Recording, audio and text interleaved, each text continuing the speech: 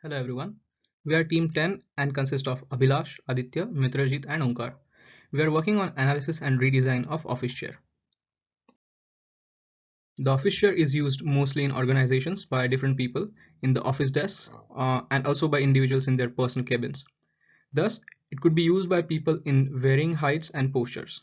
The primary customer group are the people in offices with cabin or people who use it for their personal use.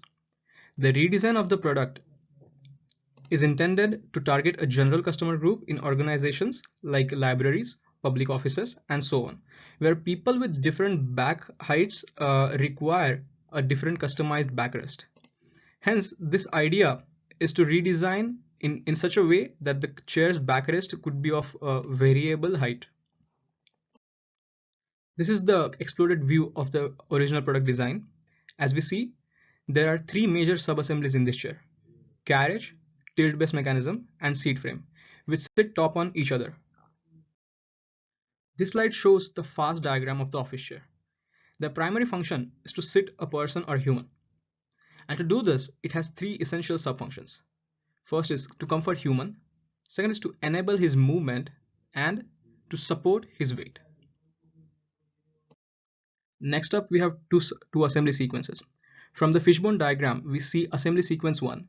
In this sequence, the tilt mechanism subassembly is taken first, and the halter bracket is placed onto the tilt mechanism, followed by the halter bracket bush, and then the seat assembly. Then this set of assembled components are placed above the carriage subassembly, and the armrest is added to complete the assembly. In this slide, we see the second assembly sequence. The difference in this case is the order of placing the seat assembly and the carriage subassembly.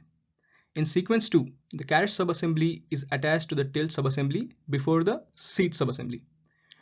Further, these sequences are compared on the basis of the parameters as shown in the next slide, and also the analysis. That shows the sequence 1 has the higher score, and that's why it has a better assembly sequence.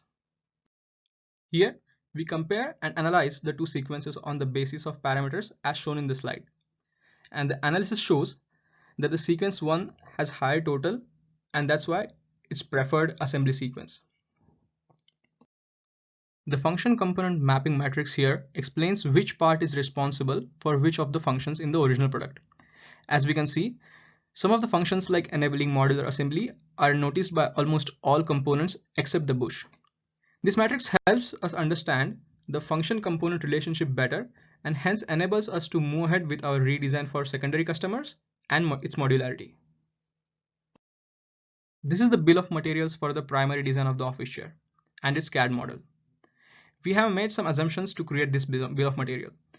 The production volume is set to be 10,000 per quarter based on market report.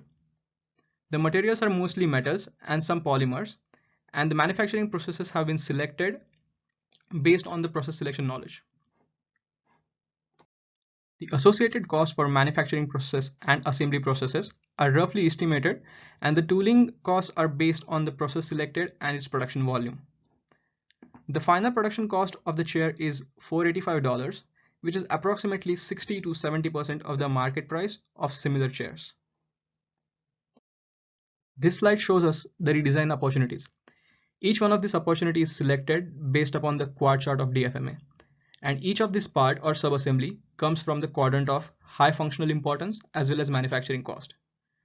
The redesign could be achieved by consolidating the parts in the armrest subassembly and eliminating the bevel gears. Also, changing the material or processes for seat frame, carriage frame, and the armrest from metals to mostly polymer. And finally, modifying the geometry of seat frame and halter bracket. This slide shows the customer group design differences. Based on the FAST, function component mapping matrix, and bill of materials, we have design differences for the two customer groups. Adjust height function is different for both the customer groups.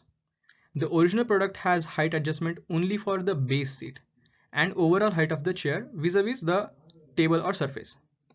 However, the redesigned product shall have a adjustable height for the backrest along with the regular height adjustment of the entire chair as a whole. Further, the modular assembly is interpreted differently in both the products. In the redesigned product, the base seat and the backrest are separate, and hence the backrest comes with a modular design, which is not the case in the original product. To enable the functions to work differently as discussed, we need to differentiate the platform and modules so that the redesign is effective and efficient. Thus, seat frame and seat cushion would be separate modules in the redesigned chair. This is done to enable the backrest cushion and the seat to be separate from the back seat and enable modularity and backrest seat height adjustment.